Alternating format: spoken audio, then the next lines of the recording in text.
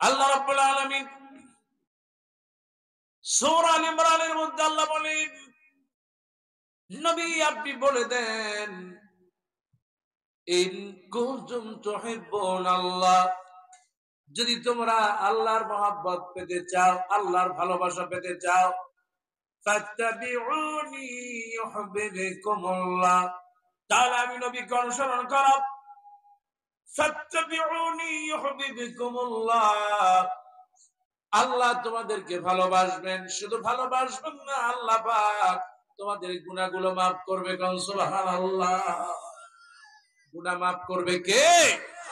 আরো জোরে বলেন কে? কিন্তু আল্লাহ রাব্বুল আলামিন যেই নবীকে এই পৃথিবীর সেরা নবী বানিয়েছেন, গত 16টা বছরে ওই নবীকে আমার বাংলাদেশে গালি দেওয়া হয়েছে। কথা ঠিক কিনা? মুসলমান যারা ঠিক কিনা? 16টা বছর আল্লাহ রাসূলের ব্যাপারে কটূক্তি করেছে সাহাবাগীরা, তাদের কোনো বিচার হয় নাই, যে কারণে আল্লাহ পাক জালেমদেরকে জুতা পিটা করে জমিন থেকে বিদায় করেছে। কথা ঠিক কিনা?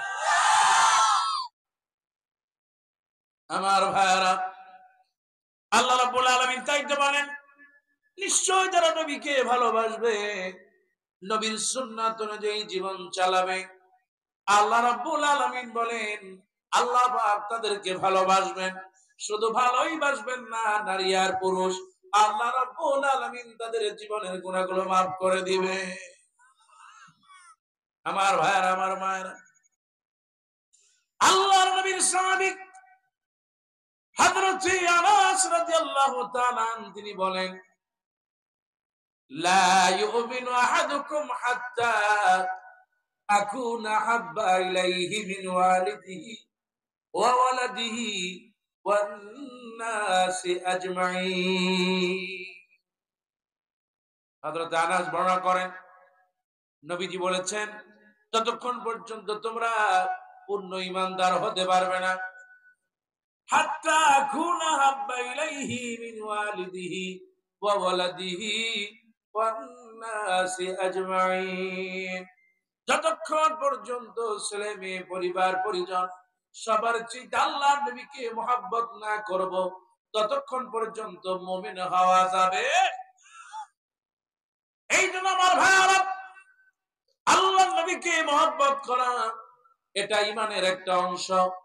নামাজ পড়া যেমন ফরজ, রোজা রাখা যেমন ফরজ, হজ করা যেমন ফরজ, আল্লাহর নবীর প্রতি ঈমান রাখা ফরজ।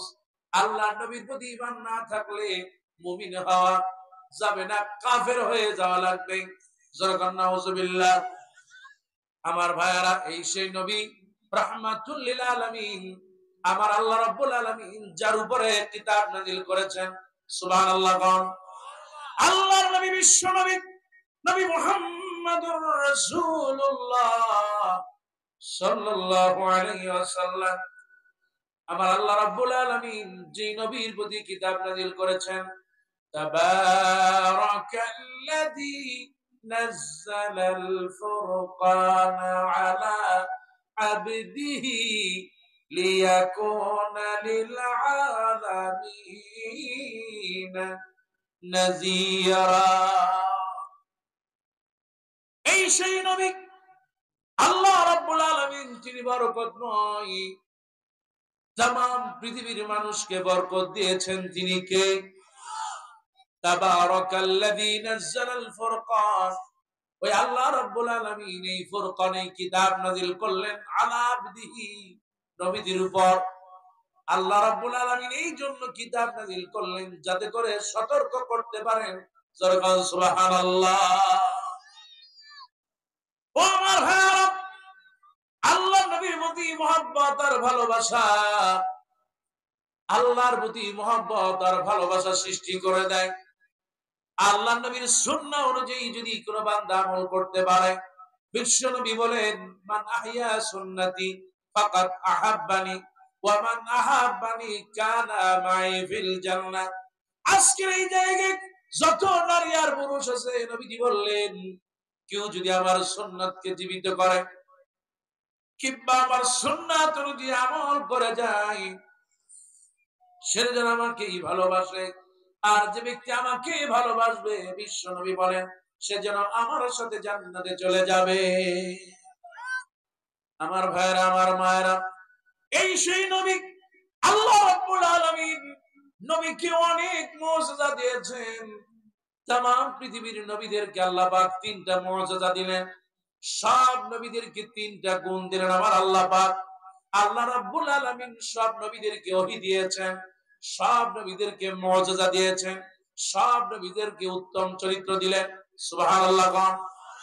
तमाम পৃথিবীর একজন নবী পাওয়া যাবে না তার চরিত্র খারাপ ছিল। জোরে বলেন সুবহানাল্লাহ। আমার ভাইরা, আল্লাহ রাব্বুল আলামিন সব নবীদেরকে মুজিজা দিয়েছেন।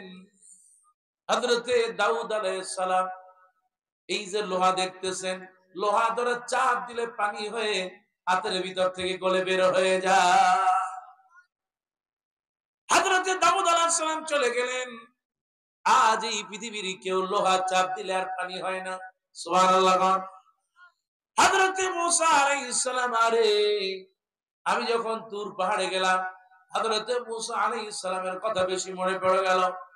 এই সেই মূসা যিনি আল্লাহ রাব্বুল আলামিনকে বেশি ভালোবাসতেন, আল্লাহ নবী মূসাকে ভালোবাসতো।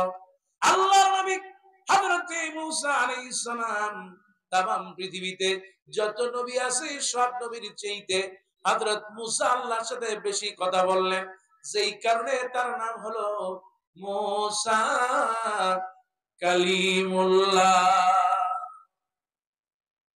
আল্লাহ রাব্বুল আলামিন এই নবী মূসার হাতে একটা লাঠি ছিল।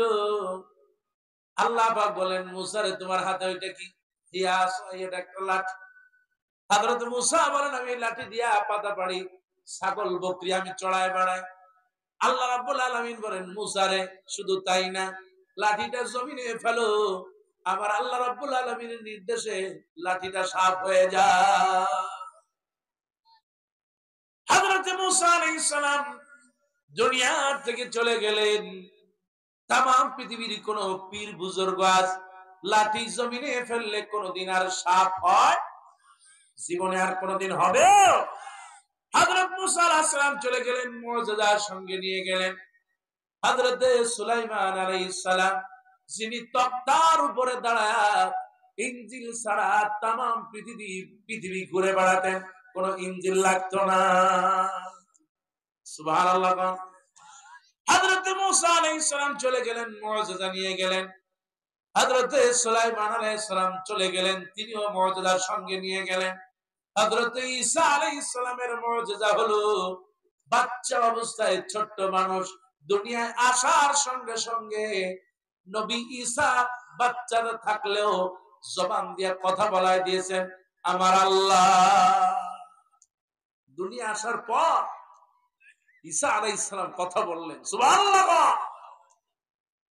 এই সেই নবী ঈসা শুধু কথাই বললেন না, কোন অন্ধ মানুষ, জন্ম অন্ধ মানুষ যদি হযরত ঈসা আলাইহিস সালামের কাছে যেত, কচি হাত, এই কচি হাতটা যদি চোখের উপরে রাখা হতো, আমার আল্লাহ রাব্বুল আলামিন ওই অন্ধ মানুষটাকে ভালো করে দিতেন।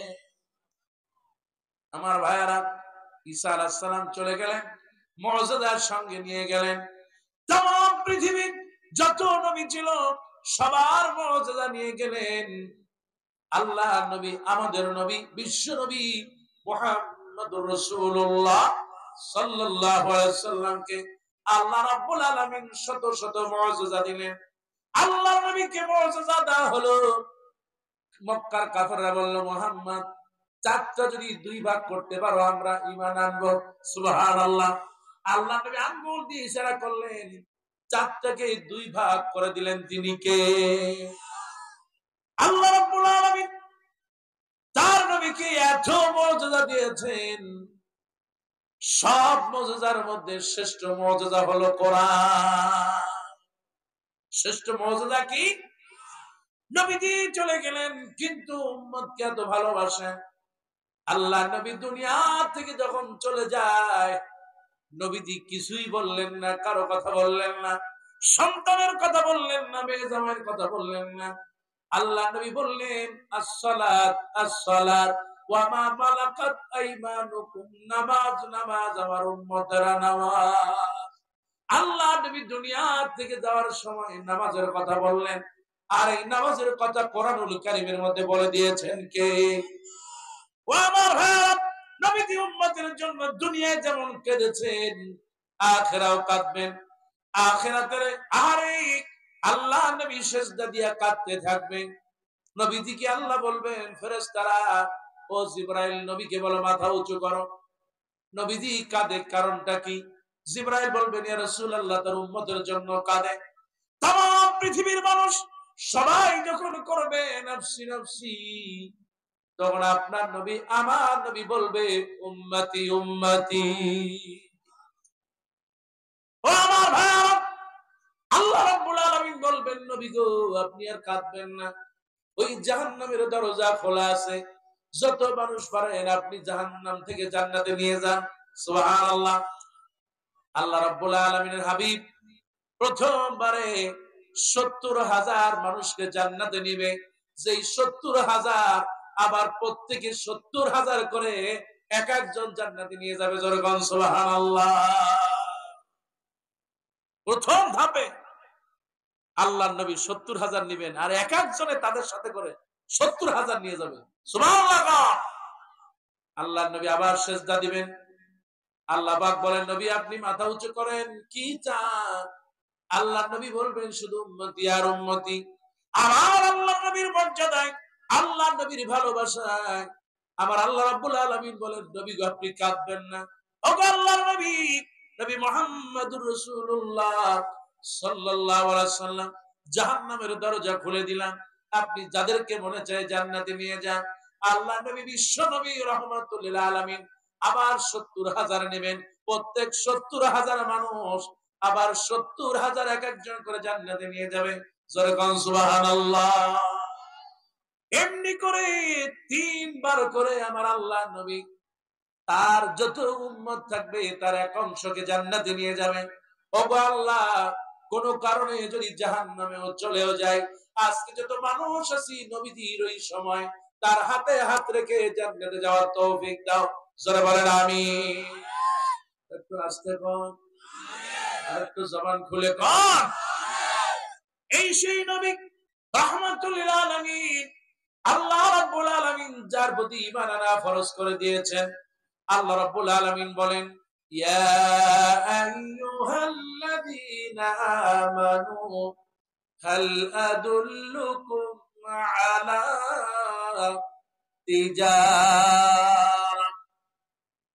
ওগো আল্লাহর নবী আপনি আপনার জাতিকে জানায় দেন, আমার বান্দাদেরকে বলে দেন হাল আদুল্লুকুম আলা তিজারা, আমি কি তোমাদেরকে একটা ব্যবসার কথা বলবো না, যে ব্যবসা যদি করতে পারো জাহান্নামের কঠিন আযাব থেকে বাঁচায় দিবে কে? আল্লাহ পাক বলেন তুমিনুনা বিল্লাহি ওয়া রাসূলিহি ওয়া তুজাহিদুনা ফি সাবিলিল্লাহ। আল্লাহ পাক বলেন আমার সাথে যদি ব্যবসা করতে হয় পুঁজি লাগবে ৩টা। জোরে বলেন কয়টা? ওই যে একেবারে শেষ যেই ভাইটা বসে আছে, আল্লাহ রাব্বুল আলামিন তাকে উদ্দেশ্য করে বলেন ইয়া আইয়ুহাল্লাযীনা আমানু, হে ঈমানদারেরা। আর আজকে এই মাহফিলে আমরা যারা সবাই ঈমানদার, জবান খুলে বলেন আলহামদুলিল্লাহ। আপনারা যে ঈমানদার এতে কোনো সন্দেহ আছে? কারণ কি হুজুর বলেন তো, কেন ঈমানদার আপনি কেমনে বুঝলেন? কারণ যারাই পড়ে নিয়েছে লা ইলাহা ইল্লাল্লাহু মুহাম্মাদুর রাসূলুল্লাহ সাল্লাল্লাহু, ওই লোকটা ঈমানদার। সুবহানাল্লাহ। এই যে আমার তারেক ভাই সৌদি আরবে আছে, সৌদি আরবে থাকলেই তো মানুষ আস্তে আস্তে ভালো হয়ে যায়, আলহামদুলিল্লাহ। কিন্তু ওই দেশেও তো কিছু নাস্তিক আছে, কতক্ষণ আছে না ভাই? আমার বাংলাদেশেও কিছু নাস্তিক আছে যারা মুসলমান কিন্তু ইসলামের বিরোধিতা করে, কতক্ষণ ঠিক কিনা? মুসলমান আছে না রে আমার ভাইরা, আমার মায়েরা। আল্লাহর নবী বিশ্বনবী রাহমাতুল লিল আলামিনের উপর ঈমান আনা। আল্লাহ পাক বলেন, হাল আদুল্লুকুম আলা তিজারাত, আমি কি তোমাদের একটা ব্যবসার কথা বলবো না, যে ব্যবসা যদি নারী পুরুষ করতে পারো, আমি জাহান্নামের আযাব থেকে আল্লাহ তোমাদেরকে বাঁচায় দেব। আল্লাহ পাক ব্যবসার তিনটা গুণ দিলেন, তুমিনুনা বিল্লাহি ওয়া রাসূলিহি ওয়া তুজাহিদুনা ফি সাবিলিল্লাহ। আল্লাহ রাব্বুল আলামিন বলেন, আজকের যত মানুষ আছে, হাজারো মানুষদেরকে আল্লাহ বললেন তিনটা কাজ করবা। এক নাম্বার হলো ঈমান, দুই নাম্বার হলো রাসূলের প্রতি মহব্বত, রাসূলের প্রতি ঈমান, তিন নাম্বার হলো আল্লাহর রাস্তায় সংগ্রাম করা লাগবে।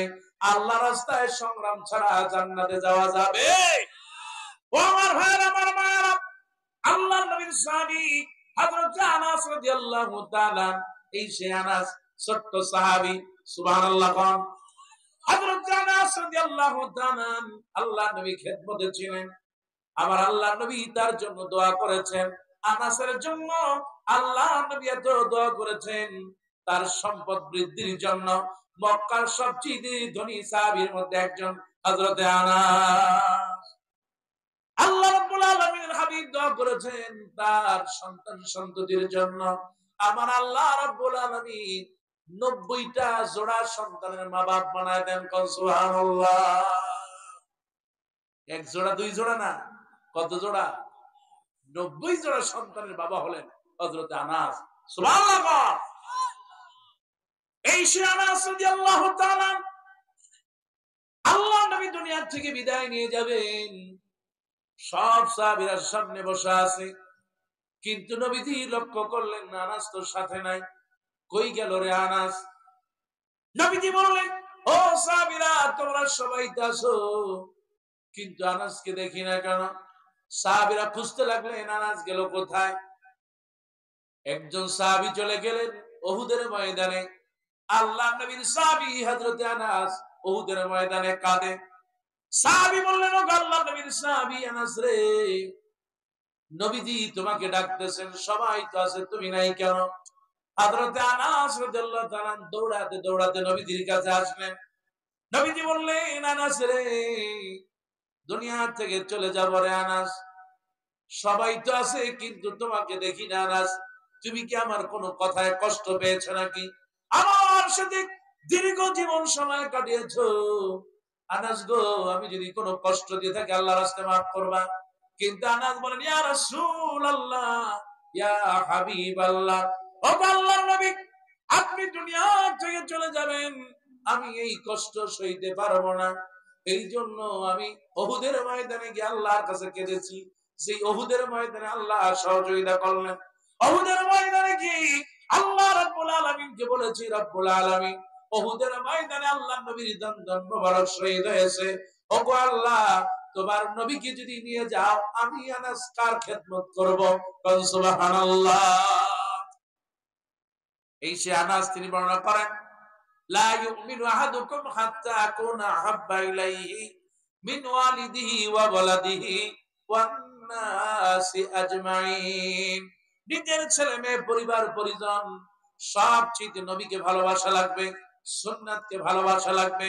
আল্লাহর নবীর সাহাবী হযরত সুআইব রুমি রাদিয়াল্লাহু তাআলা, ও আমার ভাইরা খেয়াল করেন, আজকে এই যে আমিনুল্লাহ দফাদার জামে মসজিদের মাহফিলের আগত হাজার হাজার ভাইরা আমার একটু খেয়াল করেন, আল্লাহর নবীর সাহাবী হযরত সুআইব রুমি রাদিয়াল্লাহু তাআলা আল্লাহর নবীকে এত ভালোবাসতেন, এনার মহব্বত করতেন।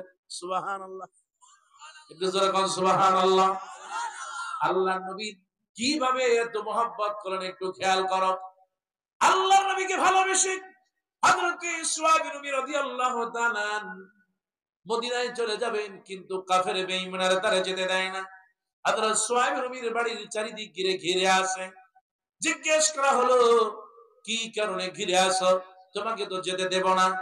নবীজির কাছে চলে যাবে, তা হতে পারে না। হযরত সুআইব রুমি ঘরের ভিতরে পায়চারি করতেছেন, কখন ঘর থেকে বের হয়ে যাবেন।